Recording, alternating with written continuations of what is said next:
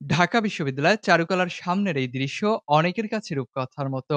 একজন মানুষ আয় আয় বলে ডাকছে, আর সাথে সাথে ম্যানহোলের ভিতর থেকে বেরিয়ে আসছে ইঁদুরের দল।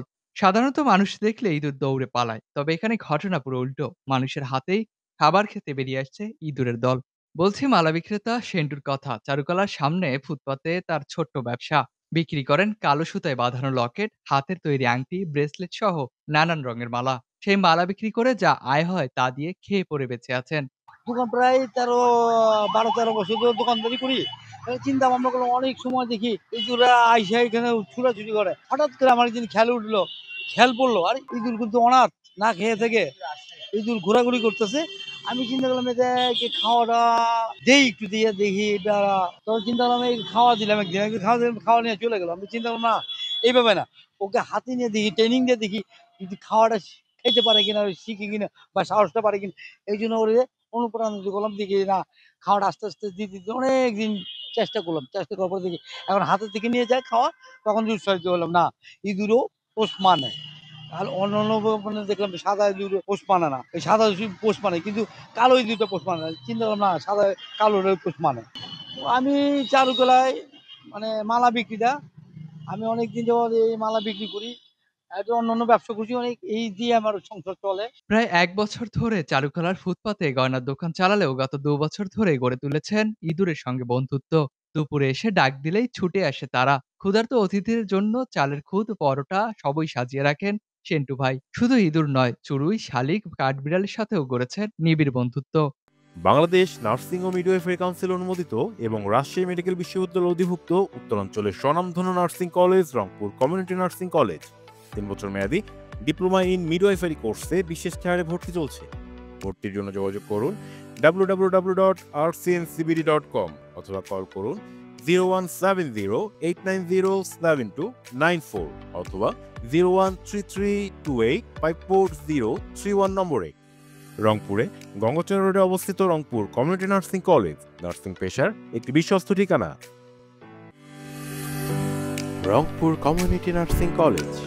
বসে থাকি দোকানে, বসে থাকার পর আমি চিন্তা ভাবনা করলাম ইঁদুরগুলো অনাথ, না খেয়ে থেকে অনেক খাওয়া খাদ্য পেরেছেনি, এদিক সেদিক ছুটাছুটি করে দেখ, খাওয়া পায় না। তা আমি চিন্তা করলাম, একটা নিজের কাছে ব্যক্তিগত খারাপ লাগলো। আমি কি যা, সবাই মারতে চায় ইঁদুরকে, আর এই যুগ যুগ গেছে, অনেক যুগ হয়ে গেছে কিন্তু ইঁদুরকে মারে। কেউ তার ইঁদুরকে আদর করে না, খাওয়ায় না, বা কেউ এদের এমনই শত্রু হয়েছে মানে মারার জন্য পেরেছেনি।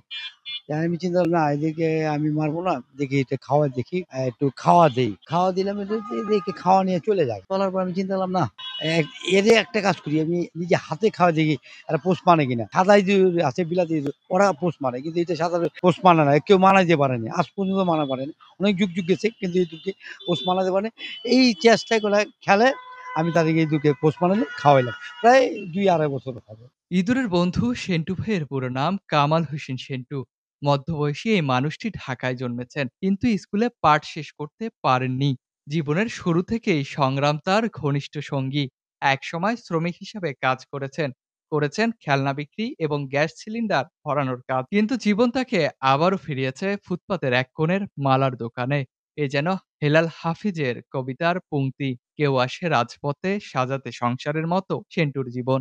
ইঁদুরকে লাঠি দিয়ে মেরে ফেলি বা বিষ দিয়ে মেরে ফেলি, কিন্তু এটা আমাদের একদমই করা উচিত নয়। আহ, ইঁদুর হয়তো আমাদের ক্ষতি করে, কিন্তু আমাদের উপকারও করে তারা। আর ইনি হচ্ছে ছোট ব্যবসা করেন এবং জীবদেরকে খাবার দেন, ইঁদুর টিঁদুর এদেরকে খাবার দেন। আমরা মাঝে মধ্যে দেখি, আমাদের অনেক ভালো লাগে এবং আমরা অনুপ্রাণিত হই।